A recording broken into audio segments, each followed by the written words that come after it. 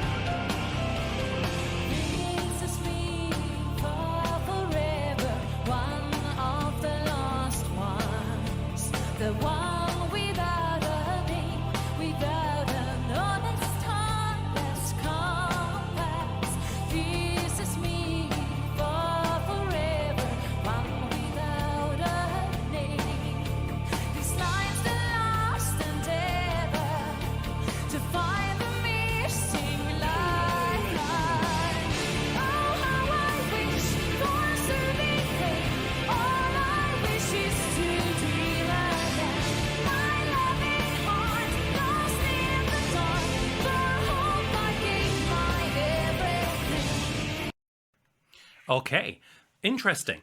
Now, it's pretty much the same as the original version of Nemo, except for a couple of things in this arrangement. Firstly, it may be the mix, but one thing that I really notice is how in the verse, the choir is far more pronounced than it was, for example, in the End of an Era performance. And the little kind of high notes of the choir do still come in, but the kind of lower notes, the mid-range notes, they're much more either further forward in the mix so that they're much more audible, or they're new. I'm not sure. And in terms of vocals, I mean, obviously Annette has a very different vocal style to Tarja, and the result of that, I guess, is that her voice sounds a bit thinner to me in comparison to the operatic curbing that Tarja uses. But still, there are some quite pleasant alterations to the melody, just short ones. When she sings the one without a name, she goes up with her pitch rather than down, and it fits. It works quite nicely. It's just putting her own little spin on it. She's being quite true to the original song in terms of the melody, but just adding her own little inflections to make it her own version. What I also quite liked is in the chorus how the strings were slightly more obvious, and sometimes moving on to the suspended second chord, which I didn't hear all that well, at least if it was there in the End of an Era version. So it seems to me that the keyboards have been adapted quite a bit here. Okay.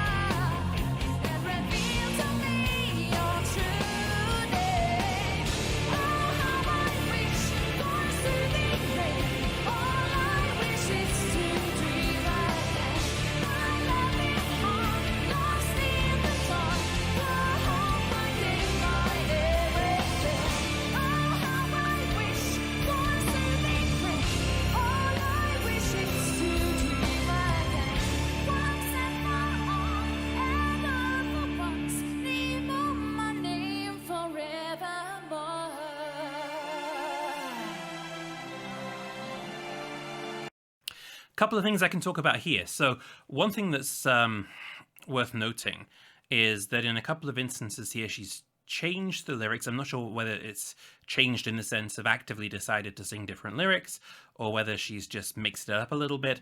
The first one is at the end of the second verse, touch me with your love and reveal to me your true name, she sings, rather than my true name. And that makes a difference in terms of the meaning. It's a line that I particularly highlighted in the first day of Nemo. You're only finding your name through the fact that you've received love from whoever it is that's being sung to here. And so touch me with your love and reveal to me your true name. It puts a whole new spin on it because there's just some mystery figure in front of you whose name you don't know. And it doesn't make all that much sense because, of course, it's Nemo who's doing the singing. And the other one is that in that halftime chorus, she doesn't change the lyrics from all I wish is to dream again into oh how I wish to dream again. That doesn't make a whole lot of difference to the meaning of the lyrics. It just seems a little bit strange that she hasn't included the changed lyrics because she's been in the band at this point for what, 4 years? No, more. 6 years. And so I don't see why she wouldn't just stick with the original lyrics there. But still, melodically it all works. The one thing in terms of vocal technique that I noticed just here at the end is after she sings the last note, she allows her breath to kind of fall off at the end of the last line there. And I haven't taken a lot of vocal coaching sessions. I'm mostly self-taught. But one thing that one of my vocal coaches did say to me is, be really careful with your breathing and be careful not to let your breath fall at the end of phrases. It's bad support for your breathing system. Now, I've not gone into that in a whole lot of detail, but it's something that I've noticed when I've heard other singers do it now. Okay.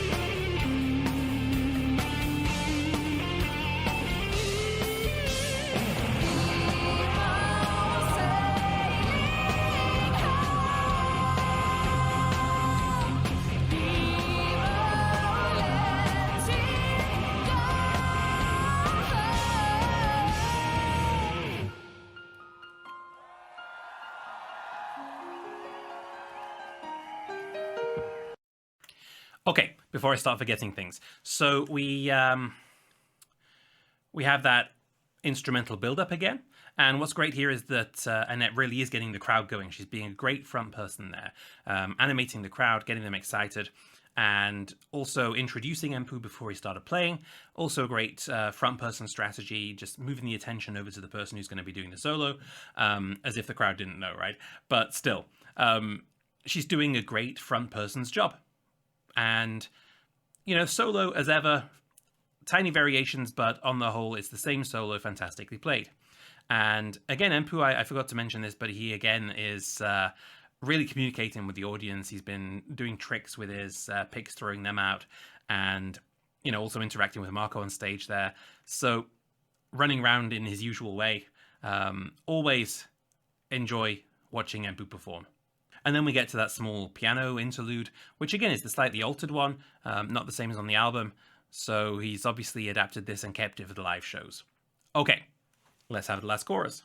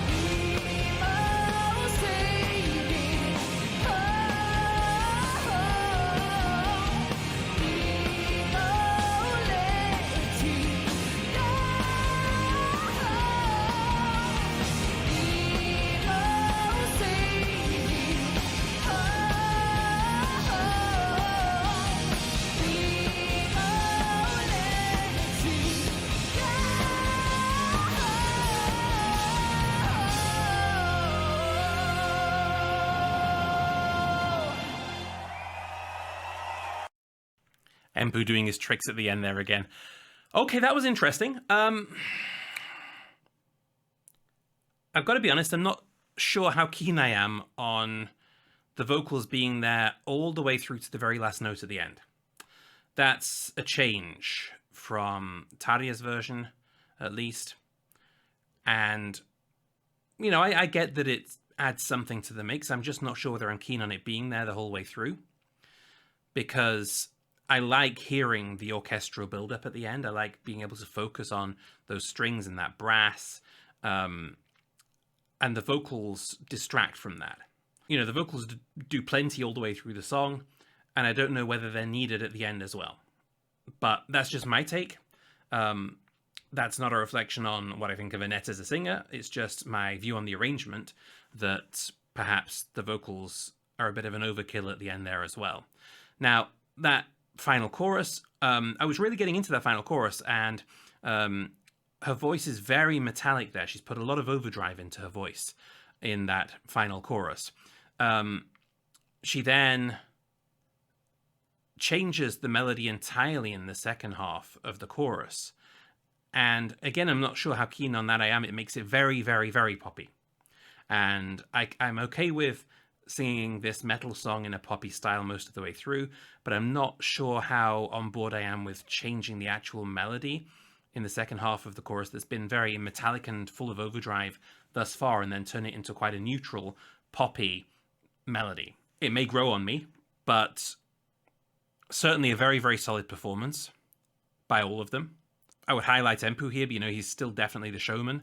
But Anette is doing a great job in this performance as the front person on the stage. Okay, so it was definitely a much poppier performance of Nemo than Tarja's rendition. Tastes vary on that. My taste would be more for the metal and less for the pop, but that doesn't take anything away from Anette as a front woman. She's definitely bringing the show. She's very engaged with the song, and she's interacting with the rest of the band and with the audience. So I have no complaints there. For my tastes, I would go with the metal side of things, but we now have a second version of Nemo with Anette to watch. And this is an acoustic version taken from the same tour. And I'll be really interested to see how this turns out. Now, sadly, I've discovered that there isn't really an official high definition live performance version of this. So I've got to go with fan cam footage, but it's the only way I get to look at this acoustic version. So let's try it out.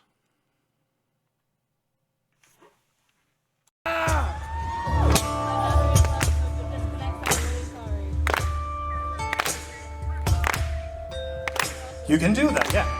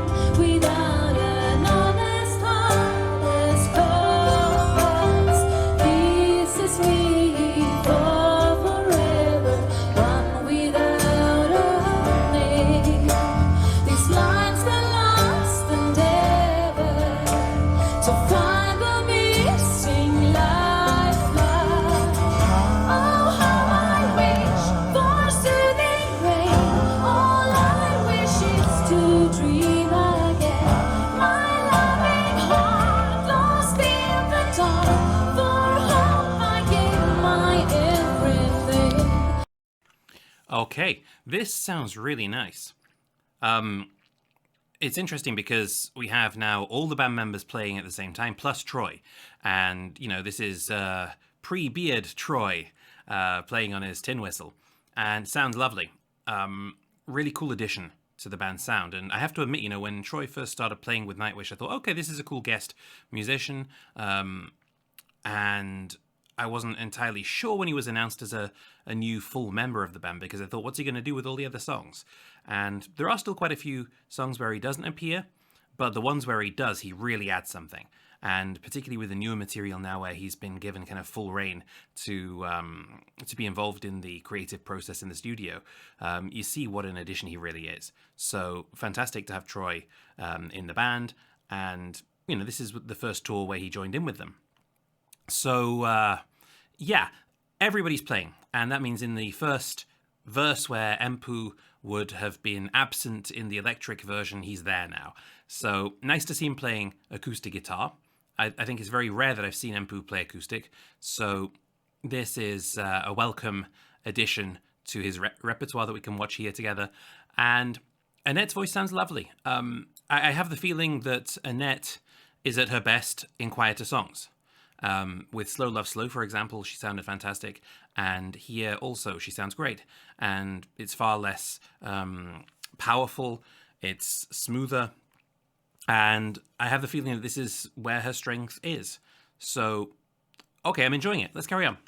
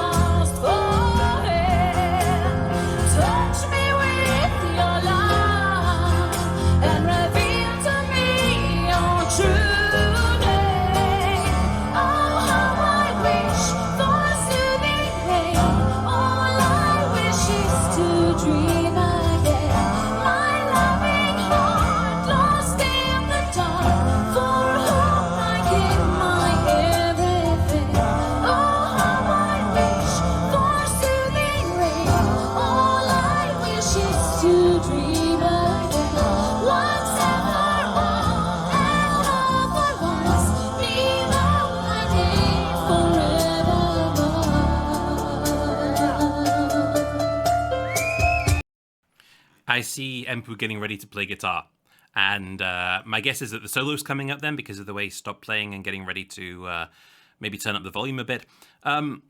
So the second verse and chorus, again, pretty much the same as in the version we saw before, just in an acoustic style and a bit more kind of pulled back vocally. And I noticed that the two kind of lyric indiscrepancies that I mentioned before are still here. So it seems like Annette consistently changed the lyrics for these two sections of the song. And like I say, with the repetition of the All I Wish Is to Dream Again, I don't really see that as problematic. I do wish that the possessive determiner, the my true name rather than your true name, was still in there, but okay, it's a small thing. Anyway, the arrangement sounds lovely, and what I really like is that you can hear the bass notes that Marco's playing so much more clearly, and you see what a contribution he really makes there, where in the mix with the whole band, with the symphonic elements, it may get lost a little bit. Here it's really clear. Okay, guitar solo time.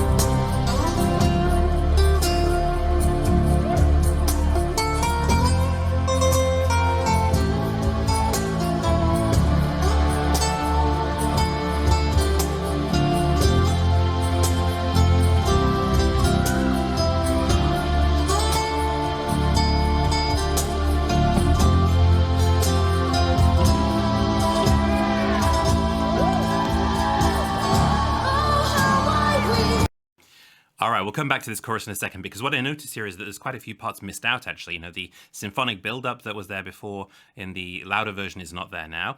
That's understandable, because we don't need that build-up, because it's already nice and quiet, and the guitar solo is kind of a build-up in itself. The Nemo sailing on and Nemo letting go lines are missing. That I find surprising. I don't know why they take that bit out, but okay. Back into the final chorus. So yeah, enjoyable solo. And what I particularly like is that Thomas is using the strings underneath the solo. I thought he would have stuck with the piano with it being an acoustic version, but those strings are beautifully atmospheric.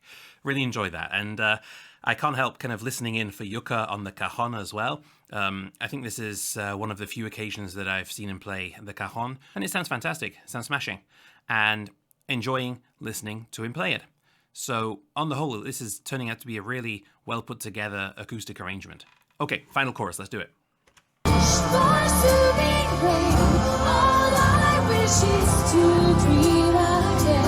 My loving heart lost in the dark, for home I gave my everything.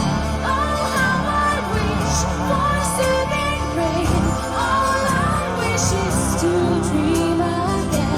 Once and for all, and all for once, Nemo, my name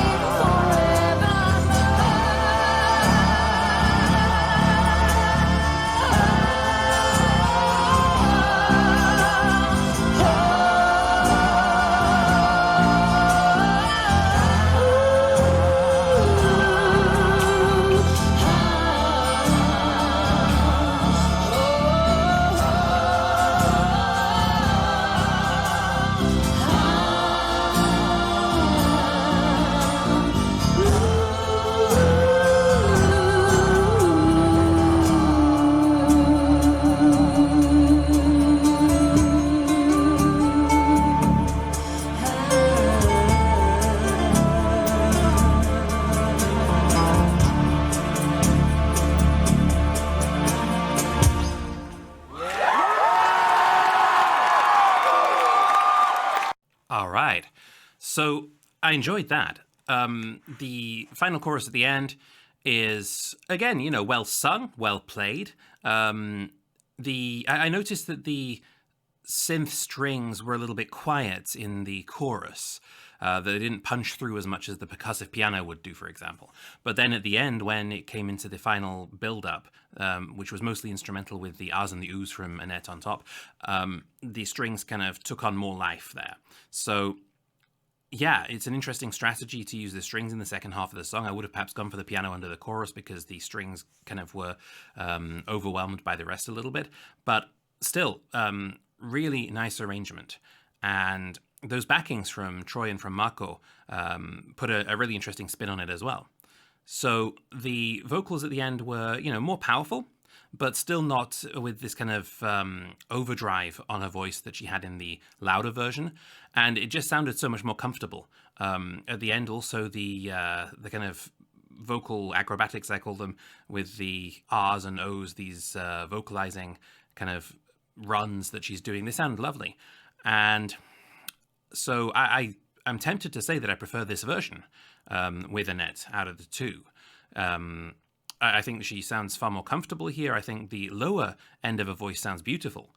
And she seems more at home in singing this kind of music. So I would, out of the two, I would go with this one. Really liked it.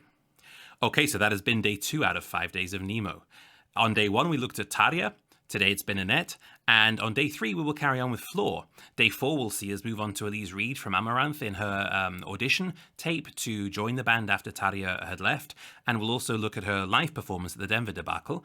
And on day 5 we'll look at 2 covers, one by Crewish, Nightwish's Crew, and one by Tim Ackerman on the Bester Zanger show when he sang for Floor. So don't forget to turn on your notifications and subscribe to the channel, hit the bell, and then you'll know when the next day of Nemo is online. Until then, thank you for tuning in and watching. See you next time. Bye-bye.